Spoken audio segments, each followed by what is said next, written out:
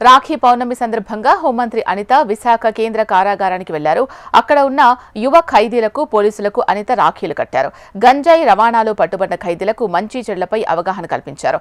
తెలిసి తెలియని వయస్సులో ఈజీ మనీ కోసం ఆలోచిస్తే జీవితాలు నాశనం అవుతాయని తెలిపారు. ఖైదీల జీవితాల్లో మార్పు రావాలని సూచించారు. వచ్చే సంవత్సరం ఖైదీలందరూ వారి ఇంట్లో రాఖీ పౌర్ణమి జరుపుకోవాలని హోంమంత్రి అనిత ఆశాభావం వ్యక్తం చేశారు.